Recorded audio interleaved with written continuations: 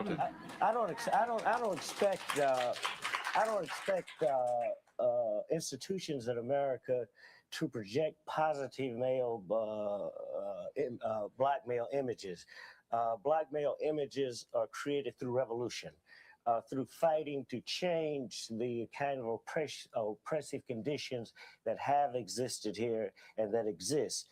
And the positive images that we all can be very proud of are movers such as Dr. Martin Luther King, and historically Nathan Prophet Turner, Denmark Vesey. What about the Black Panthers, Hugh? The Black Panther Party, notwithstanding. Wasn't that a great boost to the black men in this country? Well, we think so. And of course, we were wiped out systematically. There were about 1 million pages of information compiled upon me alone. I don't know how many millions of illegal. I don't know how many illegal break-ins, but I know I suffered at least 20 or 30 illegal break-ins. There were FBI documents that falsified bank records sent around, and the bank records were then sent around to our supporters. There were character assassinations. Everything. You scared people, Huey. The Black Panthers scared people. Anytime the black man attempts to change the slave image, he will scare white people. So the Black Panther Party, I thank you. When you said that we scared people, that means that we were creating a positive black image for ourselves.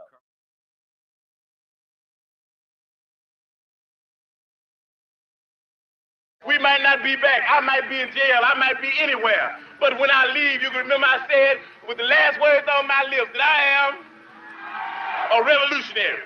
And you're going to have to keep on saying that. You're going to have to say that I am a proletarian. I am the people. I'm not the pig. You got to make a distinction. And the people are going to have to attack the pigs. The people are going to have to stand up against the pigs. That's what the Panthers are doing. That's what the Panthers are doing all over the world.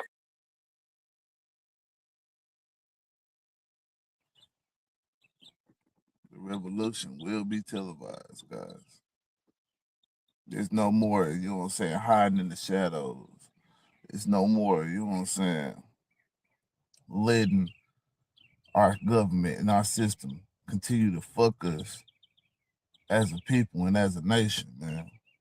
This is not just for black people. This is not just for Mexican people. This is for all people, man.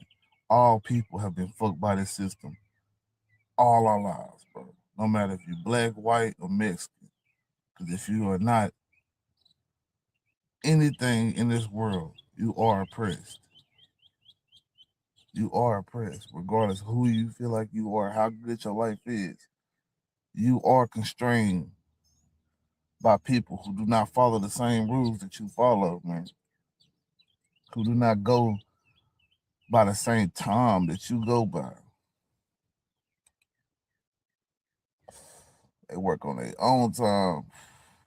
They work on their own set of morals. And we all left to just deal with the aftermath of what's ever going to come from the mishandling of our money, the mishandling of our, you know what I'm saying, social justice and policies, the mishandling of our education system. It's time to step up, man. It's time to step up as individuals. Whether you feel like that is voting, whether you feel like that is anything in this world, whatever you can do to make a change in this world. The time and the call of action is right now. It's time to do something, guys. Because when you wait too long, all we will see is more leaders die, more innocent people die, more people that are good perish, while the bourgeoisie and the ruling class just laughs and fills their pockets, guys. It's true. I'm not saying America is not one of the best countries in the world. I'm saying it could be better. I'm saying I'm challenging America to be better. And if it can't, I'm saying the people have the right to overthrow an unjust government. There's no reason why there should be anybody starving in our country. There's no reason why there should be anybody, you know what I'm saying, locked up for 100 years for the simplest things of moving narcotics. Come on, man. It's time to step up, man. Whether you want to agree on what moral principles America has, man, how can a person get locked up for murder, you know what I'm saying, for defending himself in the streets?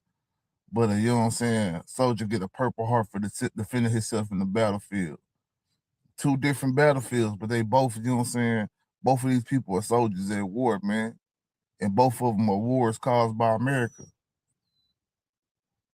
We have to start holding our people accountable, bro. The people that we say run our country, the people that we elect, the people that we give our money to. Everybody needs to be held accountable. It can't just be, you know what I'm saying? You can't just, you know what I'm saying, work on self and leave it at self. You know what I'm saying? The world has to be fixed. And I can't say the world can be fixed by one individual person. The world can be fixed by us all fixing ourselves. And when we get to a point where everybody who's willing to fix themselves or fix themselves, then maybe it's time for war. Maybe it's time for a real just war. I'm only saying, man, I'm doing putting a stain on the brain, man. You ain't gotta listen to nothing that I'm saying, man. But trust me, it's coming from a place of true, you know what I'm saying, thought and discernment of what this country is becoming, man. And like I say, if you don't step up, you'll get stepped on, man. That go for all my brothers more than anybody. All you steppers out there, man. I just got one statement for you. We don't hate the motherfucking white people. We hate the oppressor, whether he be white, black, brown, or yellow. We're going to fight racism, not with racism, but we're going to fight with solidarity.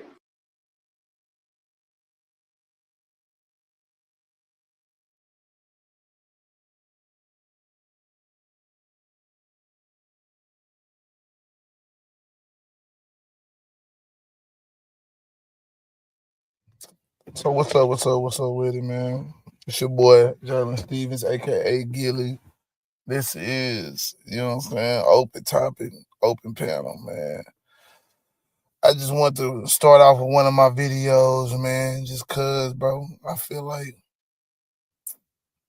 nigga was on to something, man. That video was like 5 years ago, man.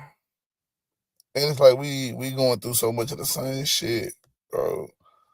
Like, I knew we was going through that shit back then, and this shit is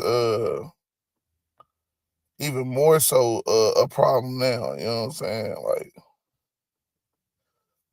I don't think a lot of niggas get it, man. We going through it, bro. We going through it out here, man.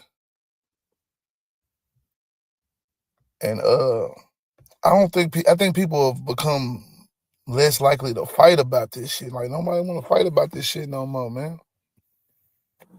They cool with the defeat, man. They like, man, you know, we gonna lose anyway. Fuck it. As long as me and mine is straight. How long you think you and yours is straight if the whole world is in chaos? That's what I don't think people be realizing, man. The whole world going chaos. What you think that's gonna mean for the people that's just chilling, bro? That ain't got nothing. I don't got nothing to do with this, bro. I mean, you gonna have to pick a side, then, nigga. You gonna have to die, nigga. And either way, you might pick a side and still die. Like, it is what it is.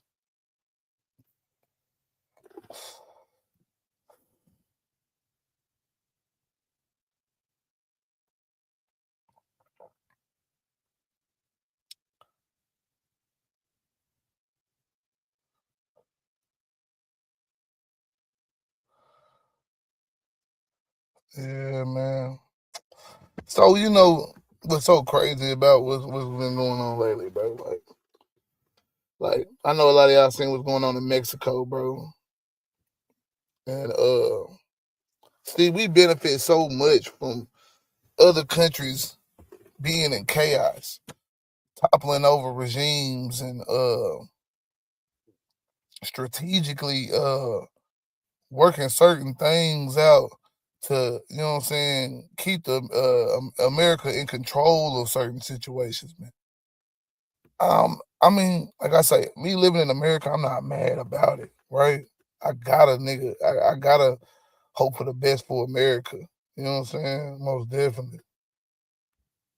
But at the same time, you can't help but be like, man, what the fuck is going on? Like, why are we in the middle of bullshit conflicts in other countries anyway?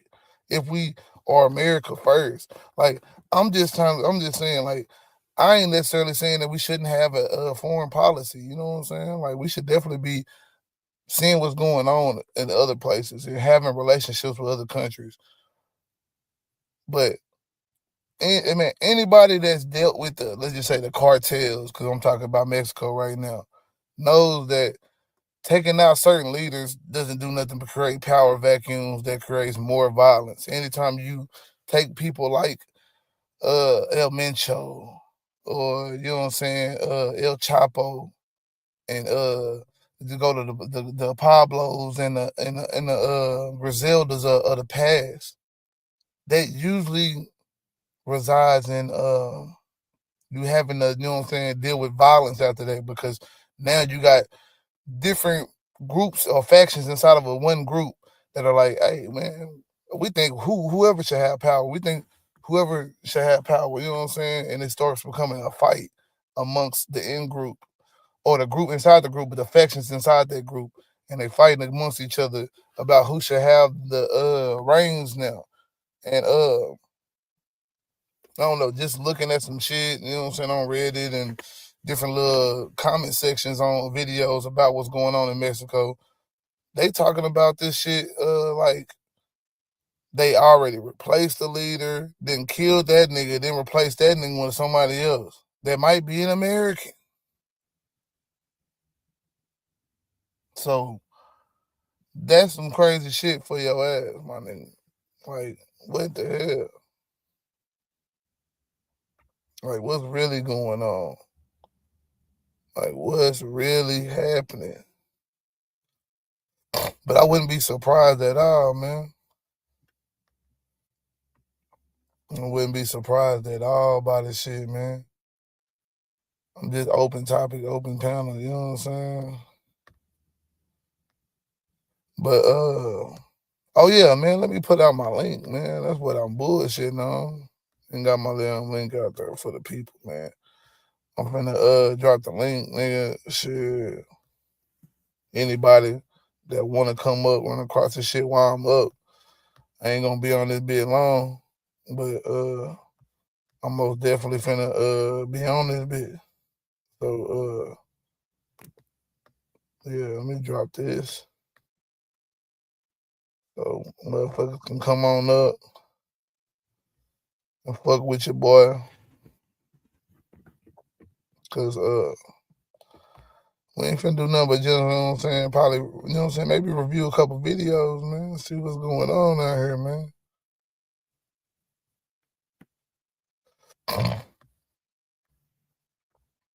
I'm over here been working on this damn essay in class, man, about a guy I'm probably gonna do a video on, man. Edward Bernays, man. I still owe y'all my Rush Limbaugh video, and how as a conservative OG, man, this nigga changed the game for the conservative party in so many ways, like real deep and extensive shit. You know what I'm saying?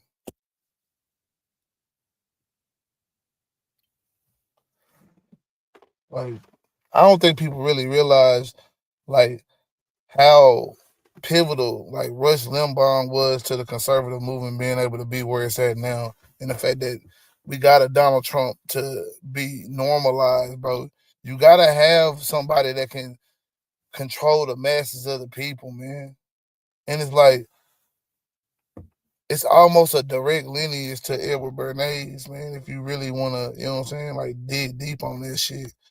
But Edward Bernays is that nigga, bro, when it comes to propaganda, when it comes to, you know what I'm saying, persuading the masses to do something, to say something, to feel something. You know what I'm saying? Especially when it comes to products. and getting motherfuckers buying shit and shit like that. Like Edward Bernays is that nigga, man. And I'm studying him right now because I'm writing this essay about his ass and his contributions to the early 20s and shit, the roaring 20s and shit, right before the Depression and even after the Depression. But mainly focusing on how he got us super turned up and capitalized on that shit, bro. Like, yeah, he put us up there, bro. But what's up with it, fam?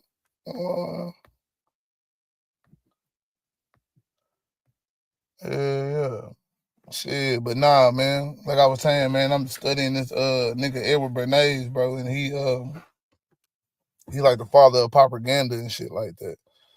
He the nigga that, you know what I'm saying, created a lot of the shit that they still use today. You know what I'm saying, linking your wants and desires to products so that you could buy them and shit instead of just because like before him, you know what I'm saying, people just advertise shit on the needs basis. Like, this is a car, you need a car. You know what I'm saying? You don't want to keep riding a horse all day type shit. Or get you some shoes so your feet will be, you know what I'm saying, covered and, you know what I'm saying, they're pretty sturdy or some shit, like simple shit. And then when he came around, advertising became like, you will feel better driving this car or checking out this product and shit like that. But hell yeah, fam, I had to get online and just do some talking and some ranting, man. I was, you know what I'm saying, bored, man. I've been typing up all day. I ain't really seen what's been going on the YouTube streets, but shit, man, hell yeah. You know, I ain't talking about nothing salacious, so ain't too many niggas gonna come this way, fam. I'll tell you that now. Shit. Might have my niggas, you know what I'm saying, a couple of my niggas that be coming through, you know what I'm saying? But we gonna be reviewing some shit. Checking out maybe a couple of videos, man, that I done looked at throughout the time. And I just played one of my old videos where I was going in on the revolution and how we can get our minds right and stop letting the government dictate who we can fuck with, how we fucking with people. You know what I'm saying? What's our move? What's our mode? Like, you know what I'm saying? Like, people be talking about voting and shit and all that shit, but then don't hold these niggas accountable when they vote their ass in office. Like, what's the point of going to the polls, which I'm finna do, you know what I'm saying, for like one of the few times in my life, nigga. It's gonna be like the second time I'm never voted. And I don't think I'm voting for Desmond Crockett, but I don't think her ass gonna win. I ain't gonna lie to you. I think Talrico probably gonna get the nomination. And then one of them niggas like Ken Paxton or John Cornyn gonna end up winning that bitch, to be honest. But we gonna see, man. We'll see if all that these niggas talking about the blue wave gonna come and shit. We'll see if that shit gonna happen. They've been talking about that shit for years at this point, and I ain't never seen it. But my black ass finna get out here and vote, dog. And got me ready to go vote, nigga. And I damn sure didn't think I would ever vote for on no damn Senate races and shit. You know what I'm saying? I would thought I would have been a nigga, you know what I'm saying? Like, I was always convinced it was gonna be like Obama's and shit like that type shit. The president, another black president. Well, I already knew how they reacted to Obama ass. It wasn't gonna be no more black presidents, and then that nigga wasn't doing shit, and they were mad as fuck. But you know what I'm saying? I've been ranting a little bit, so we're gonna go and review one of these videos, man. It's Black History Month. And since ain't nobody up here with no damn topics for a nigga yet, you know what I'm saying? I'm finna, you know what I'm saying, talk about True Legend in Texas, nigga. You know what I'm saying?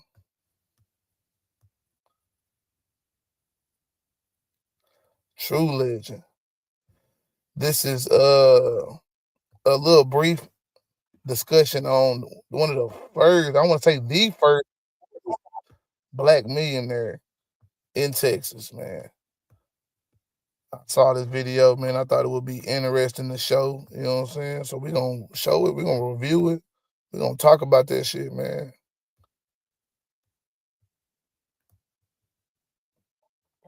Yeah, man.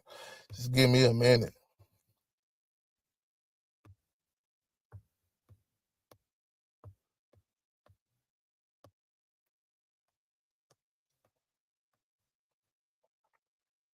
Let's go.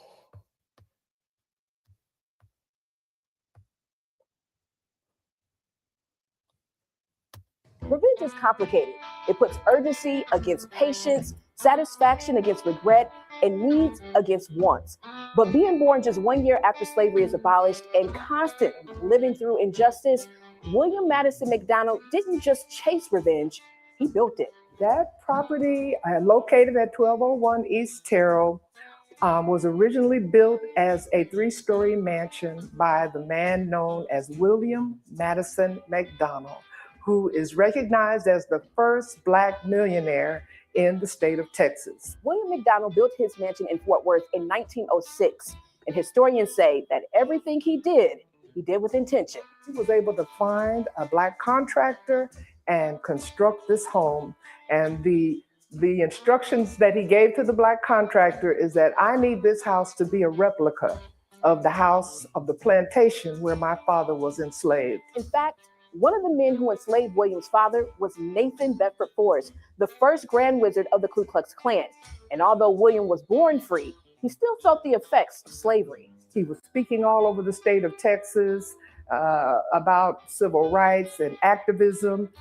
He seemed to be completely unfettered by Jim Crow, the vestiges of slavery. Now, naturally, one might ask, how could a Black man speak so freely and so openly about civil rights at a time when it could mean death? William McDonald had a knack for making friends and impressing people who saw his genuine intellect. He later met Edward Howland Robinson Green, a railroad capitalist and the son of one of the wealthiest women in America at the time. They became power brokers in the Republican Party, and that is how McDonald began to amass his wealth and notoriety. William started the Fraternal Bank and Trust, the first Black-owned bank in Fort Worth. That bank had assets of close to $1 million by the Great Depression. William also opened Fort Worth's first Black-owned hotel and developed the historic South Side, also known as Terrell Heights. And he also established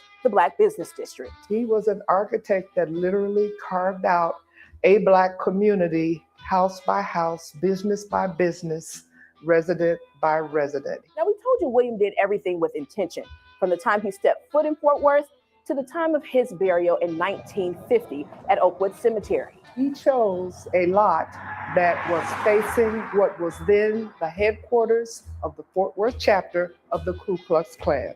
Specified that in his will. Probably in 1950, you could look straight across and see the Klan building. William knew he could only be buried in the Black section of the cemetery, but he made sure that the Klan could not miss his gravesite, marked by a 38-foot marble obelisk. Constant reminder of, I beat the odds.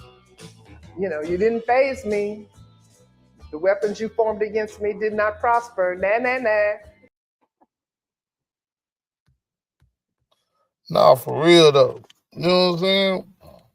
And if that nigga could be a motherfucking millionaire in Texas at the time when they were lynching niggas, man, y'all niggas get off y'all ass and go get it, go get something, go make something shake. Man, Black people can unify, nigga.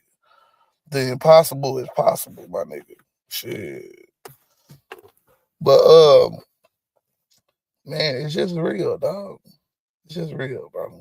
At the end of the day, man. But what I wanted to look at, bro, it was something that I seen earlier.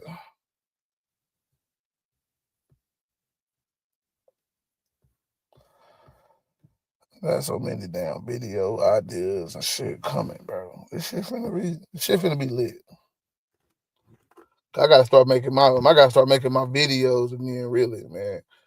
Cause the lives, man, they be cool. I like to just kind of get my shit off without having to, you know what I'm saying, do all the work. But man, I gotta go put the work in, man, real quick. And that shit coming.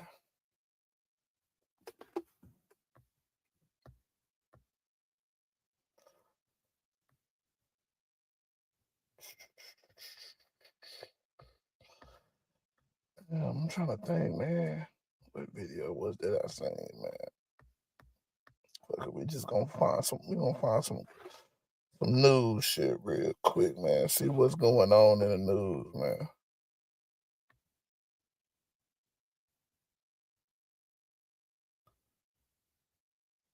I don't know if I want to give no damn. Man. Y'all excuse me for a second, man.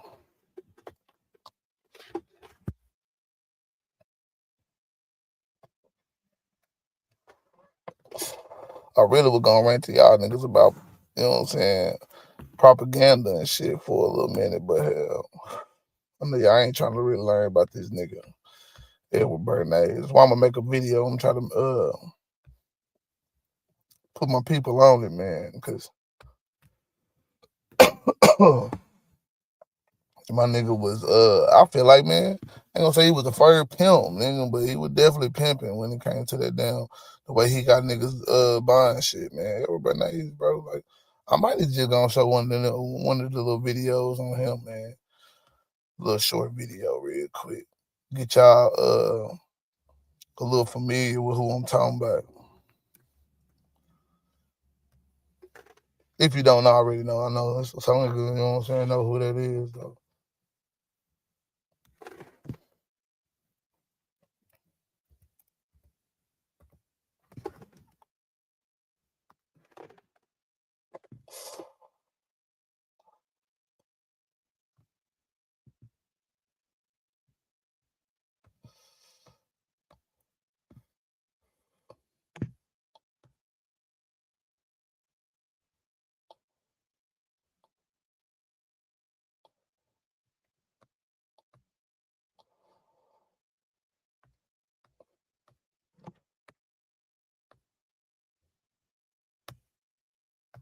Yeah, this is a good one right here.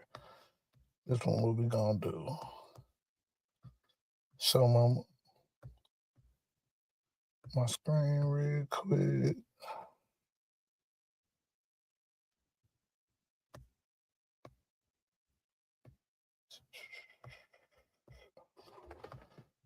Yeah. Now, this is who I'm doing my paper on right here, man. Shit, the master of trickery, man. The father of public relations, aka propaganda, you know what I'm saying, in America.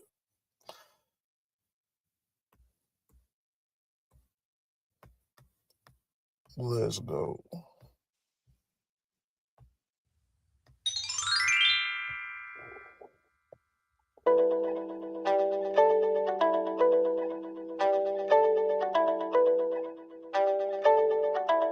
Edward Bernays persuaded women to smoke. He convinced the public that bacon and eggs were the true all-American breakfast. He also facilitated the successful overthrow of a democratically elected Guatemalan president. How did one man achieve these remarkable accomplishments? The methods he used to achieve these astonishing events are explained in his book, Propaganda. What is propaganda? Propaganda nowadays is seen as a synonym for lies. It implies half-truths, selective history. Yeah, we ain't gonna hear all that, man. Propaganda, man, it's trickery, bro. It's not necessarily a lie, or it's not necessarily a truth. It's persuasion. You know what I'm saying? It's letting your conversation rule the nation, nigga. Like, you know what I'm saying? It's the ism. You know what I'm saying? Like that nigga Timbo Slice used to say all the time, talking about the ism, man. It's the ism, man. It's the art of persuasion. It's the art of charisma and all that things all in one, man. And using a certain set of skills, and while also playing into a person's irrational thoughts, desires, wants, feelings, the personal. And that's why it's so dangerous to make decisions based off of your emotions, because it's motherfuckers like this nigga ready to come and you know what I'm saying, swoop you up, nigga, get you to fall for whatever game or whatever shit they selling. You know what I'm saying? Bias, misleading information, and other tricks. However, it can be used in a positive manner. For example, a campaign to improve public health through vaccination. When used in such a constructive way, it can be a progressive force, capable of improving and benefiting. In fact, this nigga don't use vaccination, even though ain't nothing wrong with vaccinations, but yeah, just let you, yeah. How about a campaign to feed the poor? You know what I'm saying? Real affordable housing for the people type shit. You know what I'm saying? That's the propaganda we need out here, man. But you know what I'm saying? They got propaganda against all that shit. They're gonna tell you that you just giving these people a handout. Meanwhile, the government handing corporations billions and trillions of dollars. It ain't never a handout when they give it to a business, but it's a handout when they give it to the people. The government supposed to serve the people. If the government can't serve the people because it's looked at as welfare, that's wild as fuck. Them some coyotes close by, shit. Benefiting every life and every home.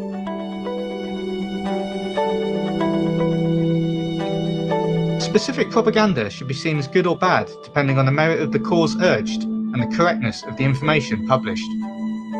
Modern propaganda is a consistent and continuing effort to create or shape events to influence public relations on an enterprise, idea or group. Edward Bernays worked for the Woodrow Wilson administration in the First World War, using a propaganda model promoting America's war efforts as bringing democracy to Europe. After swaying the public across the world with this slogan, he set to work on employing propaganda in peacetime. Due to negative implications surrounding the word propaganda because of its use by the Germans in the war, he promoted the term public relations.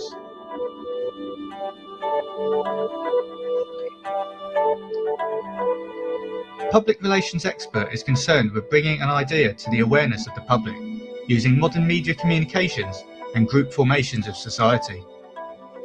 They act as an advisor to their clients. Edward Bernays. And that's the key to propaganda, man. Propaganda ain't necessarily about telling a lie. It's about engineering a thought, engineering a way of movement, a way of dressing, a way of talking, a way of doing whatever. You know what I'm saying? It's shaping societal norms. You know what I'm saying? And or breaking some and creating new societal norms, depending on, you know what I'm saying, the way they you know what I'm saying, do certain shit. You know what I'm saying? It's a good example of what Bernays did with the women smoking and shit. Like, I'm sure they're gonna talk about it. But you know, women were fighting for the right to vote and fighting like kind of more like a feminist, like the feminist movement was kind of starting up like the first wave, you know what I'm saying, in the 1800s and shit, and then the early 1900s and shit. And what happened was companies like the cigarette companies trying to figure out how they could tap into the women market and get women to buy more cigarettes. So Bernays went to a psychologist, and he was like, you know what I'm saying, cigarettes are a symbol of the male penis and shit. You know what I'm saying? And that if you could get women to believe that they have their own penises, they would be, you know what I'm saying, they would look at it as a rebellion type situation, like psychologically, you know what I'm saying, type shit. So what Bernays did was he got a couple women, you know what I'm saying, that he paid off to get some cigarettes. They, you know what I'm saying, they went into a Easter Day parade in New York City. What was it, like 1929? I think it was 1929. And they motherfucking hopped out in the crowd and started smoking cigarettes in the middle of, you know what I'm saying, the parade. And you know what I'm saying, the cameras is on. This is a New York Day parade. You know what I'm saying? This is when they, you know what I'm saying, this big deal even back then, you know what I'm saying, type shit. Of course, so press and all that shit out there. And they see these women smoking. And then he planted the story that, hey, yeah, they smoking, and you know what I'm saying, because they got torches of freedom, you know what I'm saying, it's a protest type shit. So, you know what I'm saying, like, they took that shit and ran with that shit, you know what I'm saying, and more women were smoking in movies after that and all that shit, and in public, because it was a taboo before then, you know what I'm saying, for women to smoke and any of that shit. And this was like just one of his, that was one of his early, you know what I'm saying, like trickeries, you know what I'm saying? Bam. Cigarette sales went up through the roof. Cigarette companies was up. Shit. We see with people smoking all the time. It ain't even a thought to us that women couldn't smoke in public. A lot of shit that done changed, you know what I'm saying? These niggas figure out ways, you know what I'm saying, through the ism, nigga, you know what I'm saying? Like, cause really, you know what I'm saying, cigarettes, torches of freedom. Like, what you mean? Like, y'all niggas smoking cigarettes, that shit killing you, nigga. You know what I'm saying? Boy, torches of death, nigga, what you should have been saying.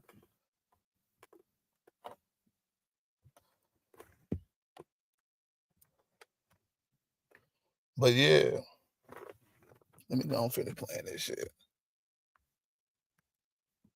Had an impressive list of these clients, ranging from media companies such as Time Inc., CBS and NBC, through to individuals such as the President of the United States. He was not just a propagandist. He was concerned with courses of action, policies, systems and opinions, and the securing of public support for them. His responsibilities even included discovering new markets.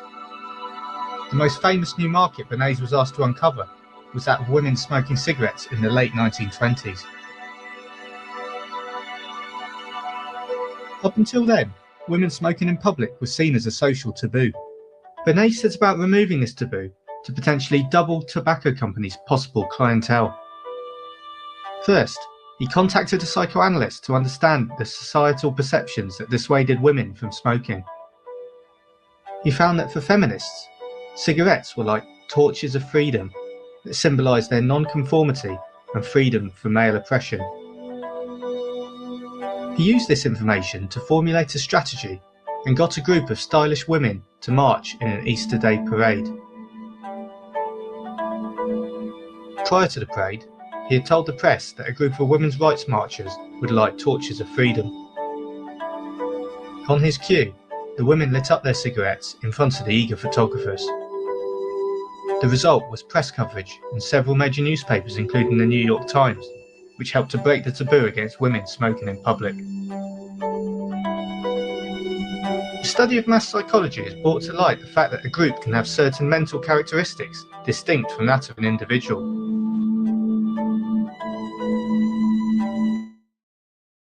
Learning how the masses are influenced by various factors allows us to effect change in public opinion with a fair amount of accuracy. However, propaganda will never be an exact science, in the same way psychology or sociology, because they deal with humans. If you can influence leaders, you automatically influence the groups they rule or have authority over. The group mind has impulses, emotions and habits, rather than thoughts as such. It makes up its mind by impulsively following the example of a trusted leader or authority figure. If this is not available, the herd thinks by cliches or images that stand for a group of experiences or ideas. An old propagandist would treat the human mind as an individual machine and rely on certain stimulus, often repeated, creating a habit. Similarly, they would reiterate an idea to create conviction with individuals. For example, to advertise bacon and eggs, adverts would contain phrases along the lines of "Eat more eggs," "Bacon is good for you," and "Bacon and eggs are cheap and healthy." A new propagandist such as Bernays, who understands group psychology, would first look at who influences eating habits.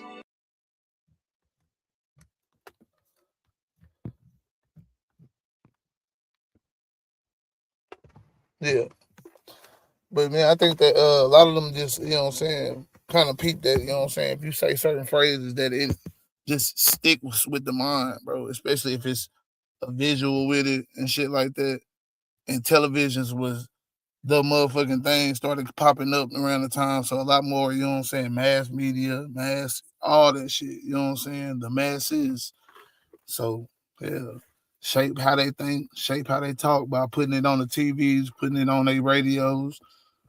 Shit, you'll get them buying this type of shit. You'll get them wearing this type of shit. They did the same thing to us with hip hop. Shit, I mean, Man. The answer is doctors and physicians. They would crack epidemic, all that shit, bro. Yeah. Blaxploitation films, nigga, shit.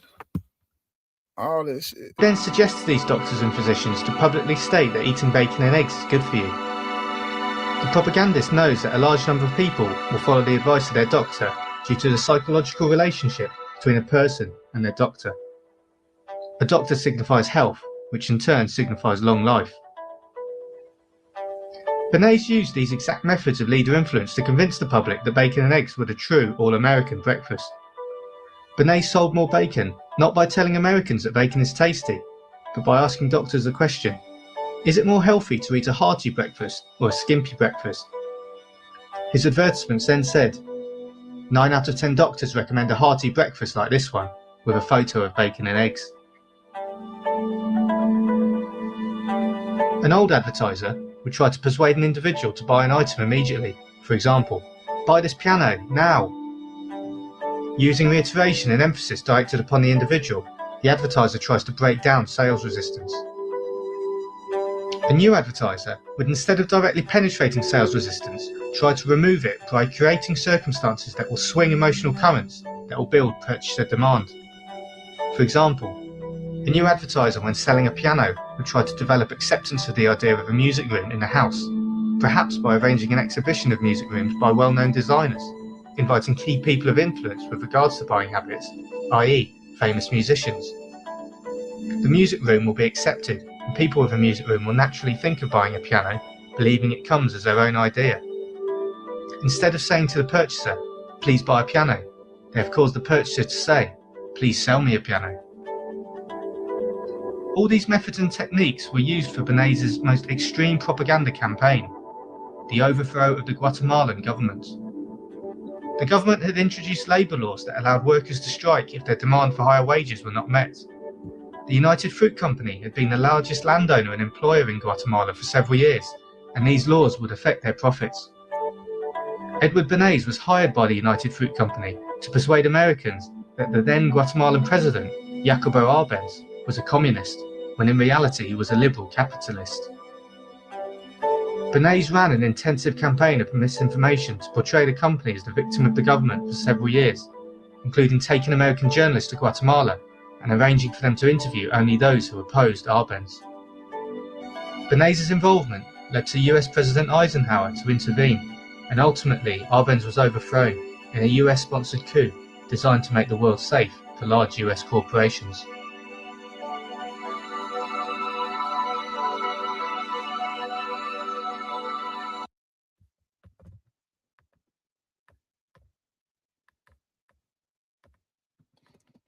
Yeah, man.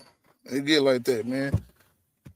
And this man, you know what I'm saying, is definitely, you know what I'm saying, one of those like pioneers in the game of how they be fucking the shit out of it, bro. Yeah, like shit, boy. He taught them the tricks and all the, you know what I'm saying. Even though, like I say, it take, you know what I'm saying, a little bit of a discernment to kind of be like, hey man, you don't gotta fall for that type of shit. You know what I'm saying? And some people, like I say, don't fall for just the trinkets and all that shit. You know what I'm saying? Oh, what they pushing, I'm just buying it. You know what I'm saying? But a lot of people do. And it's really about the masses when it comes down to it. Like what most people would do, you know what I'm saying? And I kind of tend to think that more people would have like common sense, man, and shit like that. But then I get proven wrong every day, nigga. Every fucking day. Like the common sense is not common. It's not common at all. But it is what it is though, you know what I'm saying? But yeah, I ain't really, you know what I'm saying, watching nothing else, man. Been just on this damn shit right now, man. Trying to get this paper done, bro. Shit. College life, nigga. Work life. Family life, man. Man, it's hard, but yeah. It is what it is, man. Gotta get it done, man. It's for the fam, dog. And plus, like I said, when I get this when I become a master electrician, and I could teach my people this shit. You know what I'm saying? I could get my people on through this shit. I could make electricians, nigga. Like, you know what I'm saying? So, just gotta do what you gotta do sometimes, man. Hard work and sacrifice, man. But the game don't stop, man. This shit don't stop, dog. You just gotta peep the play. But man, I don't know. I don't think I got too much more. You know what I'm saying? I gotta get ready to go and go to work and shit. Yeah.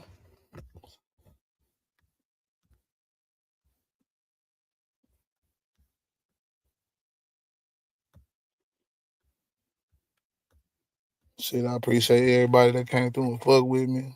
You know what I'm saying? Appreciate your fam for stopping by and fucking with Lil Fam, man. Shit. Little big fam. But you know, I'm getting my shit, trying to get my shit going. I ain't really had nothing really to talk about much today, you know what I'm saying? I just really wasn't finna watch nothing right now. Outside of you know what I'm saying, what I'm already doing. Shit. Like my research. I had to watch some documentaries on YouTube. Shit like that. But outside of that, I ain't been doing shit. Been studying, watching these documentaries, finding some online sources and going through these databases on my my school library and shit. That's about it, man. And playing with my son, nigga, shit. Chilling with my wife and them, man. Like, I'm finna slide out, man. You know what I mean? I appreciate y'all fucking with me, man. Again, man. Like, it's been another good one. It was just a little something I was trying to throw out there, man. See if some people, you know what I'm saying, come fuck with a nigga, you know what I'm saying? But till next time.